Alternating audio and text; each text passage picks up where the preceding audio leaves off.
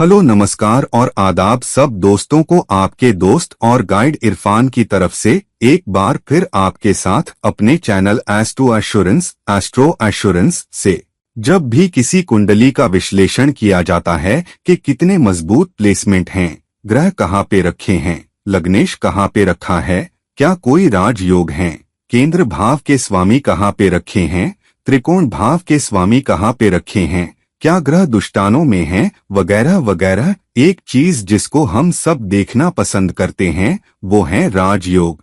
और सच में जितने उतने अच्छे, ऐसा हम राजयोगों के बारे में महसूस करते हैं।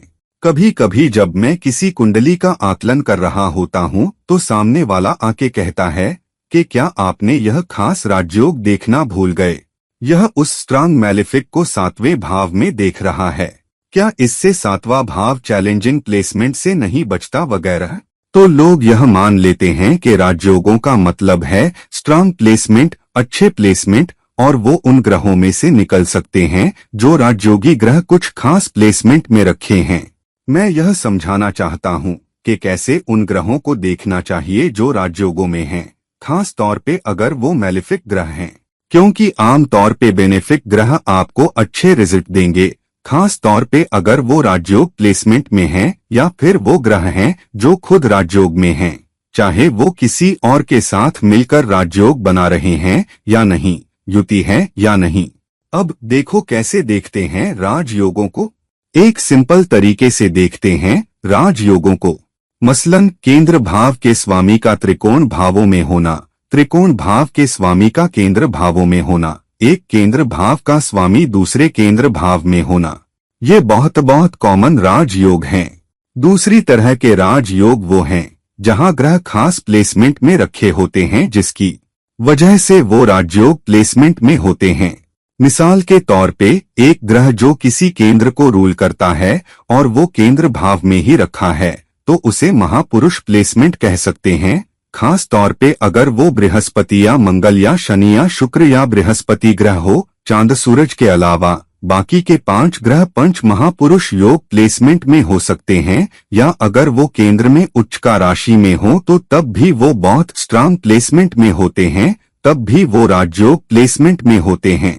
साथ ही ग्रह अगर केंद्र भाव के स्वामी हैं और त्रिकोण भाव के स्वामी इकट्ठे रखे हों, जैसे कि धर्माधिपति योग में होता है जहां 9वें भाव के स्वामी और 10वें भाव के स्वामी इकट्ठे रखे हों, तब भी वो राजयोग प्लेसमेंट है। तो ये सामान्य राजयोग प्लेसमेंट हैं जो केंद्र भावों और त्रिकोण भावों से कनेक्टेड हैं। इसके अलावा राजयोग ग्रहों के मिलने, कंजंक्शन से बनते हैं। मिसाल के तौर पे गजकेसरी योग बृहस्पति और चांद के बीच, चंद्रमंगल योग मंगल और चांद के बीच, फिर धूर्धुरा योग, सुनफा योग, बहुत सारे योग कुछ खास प्लेसमेंट्स से जुड़े हैं।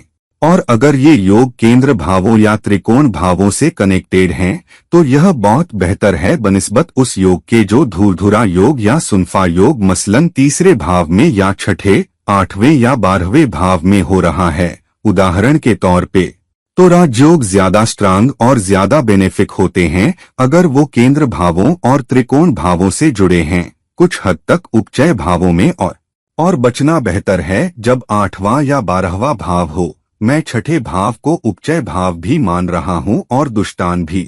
सबसे पहले ये कैसे विश्लेषण करें कि राजयोग खास तौर पे बेनिफिक के लिए कैसे होते हैं।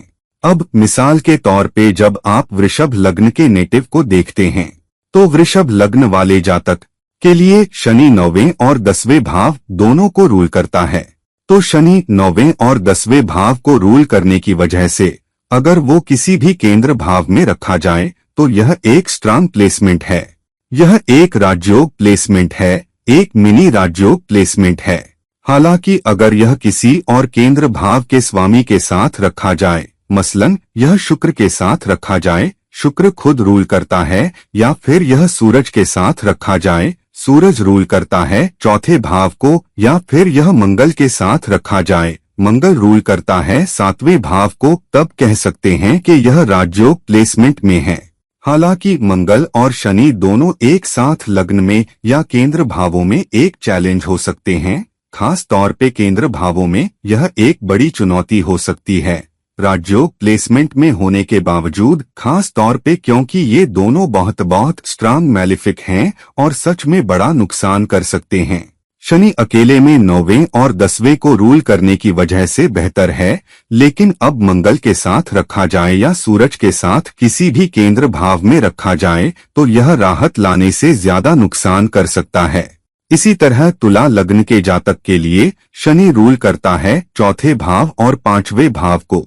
तो अगर शनि चांद के साथ रखा जाए, जो 10वें भाव का रूलर है, किसी भी केंद्र भाव या त्रिकोण भाव में, तब भी यह बहुत पावरफुल राजयोग है। लेकिन यह एक विष दोष भी है क्योंकि शनि और चांद एक साथ आ रहे हैं।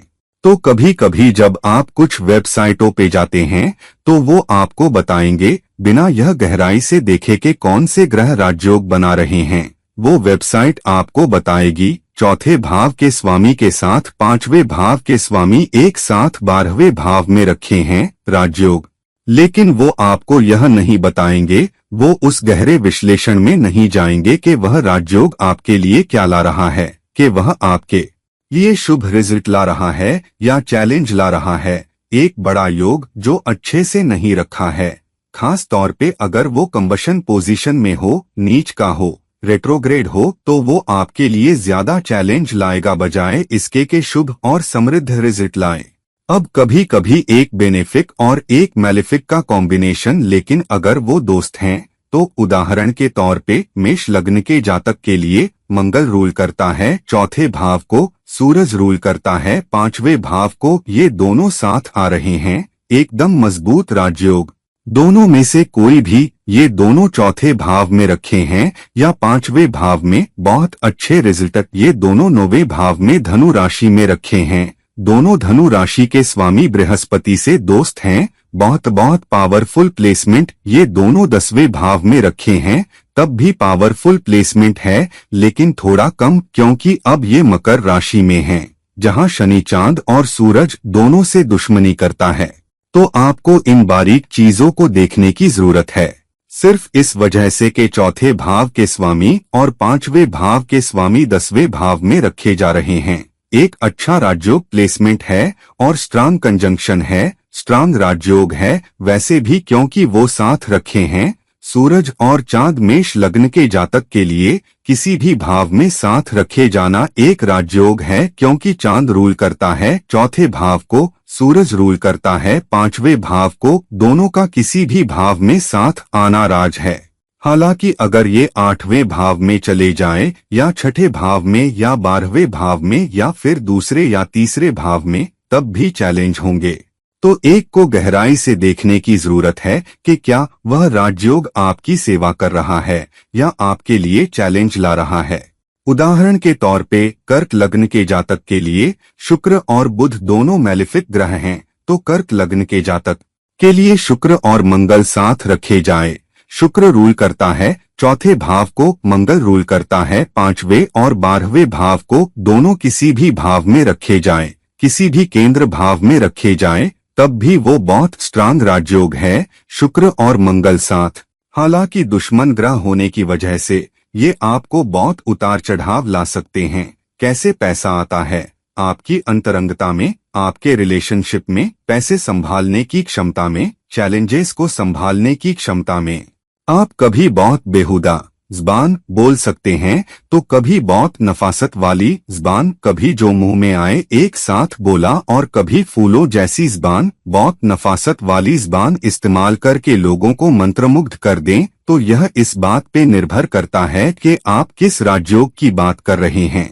तो कोई भी दो मैलिफिक एक साथ राजयोग पोजीशन में, खास तौर पे केंद्र भाव में, यह चैलेंज है। रूल नंबर 1, कोई भी दो मैलिफिक राजयोग प्लेसमेंट में त्रिकोण भाव में थोड़ा बेहतर प्लेसमेंट है। मैलिफिक उपचय भावों में दो मैलिफिक एक साथ आ रहे हैं, रूल कर रहे हैं, शायद किसी केंद्र या त्रिकोण भाव को और रखे हैं उपचय भावों में, फिर भी कुछ अच्छे रिजल्ट लेकिन ज्यादा चैलेंजिंग रिजल्ट है। लेकिन दो मैलिफिक जो राजयोग प्लेसमेंट में हैं, एक रूल कर रहा है चौथा या 5वां भाव, दूसरा रूल कर रहा है 9वां या 10वां भाव और रखे हैं दुष्टान प्लेसमेंट में, बहुत स्ट्रांग चैलेंजिंग रिजल्ट। कुछ अच्छे रिजल्ट आपको मिल सकते हैं, खास तौर पे अगर किसी बेनिफिक की नजर उस राजयोग पर, उस कंजंक्शन पर हो। तो इस बात को ध्यान में रखिए कि राजयोग केंद्र भावों में अच्छे होते हैं, लेकिन वो त्रिकोण भावों में बेहतर होते हैं जहां तक मैलेफिक का ताल्लुक है। हालांकि जहां बेनिफिक का ताल्लुक है, बेनिफिक हर भाव में अच्छा रिजल्ट देते हैं। बेहतर यही है कि मैलेफिक से जुड़े राजयोग से दुष्टान में बचा जाए, खास तौर पे अगर राजयोग एक बेनिफिक और एक मैलेफिक को जोड़ रहा हो। अगर दोनों ग्रह बेनिफिक ही हों, तब भी दुष्टानों में चैलेंज है। लेकिन जब एक मैलेफिक और एक बेनिफिक एक साथ राजयोग प्लेसमेंट में आते हैं, जहां एक रूल करता है चौथा या पांचवा, दूसरा रूल करता है नौवां या दसवां, और फिर रखे हैं छठे भाव या आठवें भाव या 12वें भाव में, तो मिथुन लग्न के जातक के लिए शुक्र रूल करता है पांचवें भाव को। तो अगर शुक्र पांचवें भाव को रूल करने की वजह से चौथे भाव में कन्या राशि में जाता है, जहां वो नीच का हो जाता है, यह फिर भी एक राजयोग प्लेसमेंट है, क्योंकि पांचवें भाव का स्वामी चौथे भाव में जा रहा है। हालांकि ग्रह नीच की राशि में जा रहा है तो यह चैलेंज लाएगा। अब उस नीच के शुक्र को चौथे भाव में राहु या शनि के साथ मिलाइए। ये दोनों कुंभ राशि के 9वें भाव को रूल करते हैं, क्योंकि राहु शनि के साथ कुंभ राशि को सहस्वामी मानता है और शनि 8वें और 9वें भाव को रूल करता है। और अब शनि चौथे भाव में शुक्र के साथ रखा गया है, या राहु चौथे भाव में शुक्र के साथ रखा गया है, जहां शुक्र नीच का है और एक स्ट्रांग मैलेफिक के साथ रखा है। चाहे शनि हो या राहु, तो बड़ी चुनौतियां आ सकती हैं आपके पास राजयोग प्लेसमेंट होने के बावजूद, क्योंकि एक स्ट्रांग मैलेफिक यहाँ केंद्र भावों में शामिल हो रहा है। दूसरी तरफ मकर लग्न के जातक के लिए शुक्र रूल करता है 10वें भाव को, लेकिन शुक्र 9वें भाव में कन्या राशि में रखा जाता है, नीच का राशि है। अब यह केंद्र में नहीं रखा बल्कि त्रिकोण भाव में रखा, जो थोड़ा बेहतर है बजाय केंद्र भावों के, जहां आपकी कोई सुनवाई नहीं होती। त्रिकोण भावों में आपको कम से कम थोड़ी सुनवाई होती है और उपचय भावों में ज्यादा सुनवाई होती है, मसलन तीसरा भाव, छठा, 10वां और 11वां। लेकिन त्रिकोण भावों में थोड़ी ज्यादा सुनवाई होती है। केंद्र भावों में आपकी अपनी मर्जी बहुत कम होती है कि आप क्या करना चाहते हैं। तो अगर अब मकर लग्न के जातक के लिए शुक्र 10वें भाव को रूल करता है और 9वें भाव में नीच की राशि में रखा जाता है, और अगर यह मंगल के साथ रखा जाता है, मंगल रूल करता है चौथे भाव को मकर लग्न के जातक के लिए, और चौथे भाव का स्वामी मंगल शुक्र के साथ 9वें भाव में रखा जाता है, जहां शुक्र नीच का है, और चौथे भाव के स्वामी मंगल के साथ रखा है, जो एक और मैलेफिक है, तब चैलेंजेस बढ़ जाएंगी। बहुत बड़ी चुनौतियां होंगी जातक के करियर में। उसके भाग्य और उसके साथ किस्मत का कैसा बर्ताव करती है, उसकी पढ़ाई लिखाई कैसी होगी, उसे उसके ट्रेवल्स के दौरान चैलेंजिंग परिस्थितियां कैसे सामने आएंगी, वो एमएनसीज में विदेशी क्लाइंट्स के साथ कैसे काम करेगा, विदेशी संस्कृतियों में या विदेशों में भी। तो दोस्तों, जब भी आप किसी राजयोग की बात कर रहे हैं, खास तौर पे जब मैलेफिक शामिल हो, सिंपल रूल यही है कि राजयोग त्रिकोण भावों में बेहतर है, लेकिन अगर मैलेफिक केंद्र भावों में शामिल हैं, तो वो चैलेंजिंग रिजल्ट देंगे बेहतरीन राजयोग होने के बावजूद, क्योंकि यहाँ मैलेफिक शामिल हैं। उपचय भावों में भी वो दे सकते हैं, खास तौर पे अगर वो किसी केंद्र या त्रिकोण भाव को रूल करते हो, नीच की राशि में रखे हो या कंबशन में किसी और चौथे या पांचवें भाव के स्वामी के साथ राजयोग में, या त्रिकोण भाव के स्वामी या केंद्र भाव के स्वामी के साथ, और फिर भी अगर वो नीच या कंबशन में हैं या दो मैलेफिक शामिल हैं, तब भी चैलेंजेस होंगी।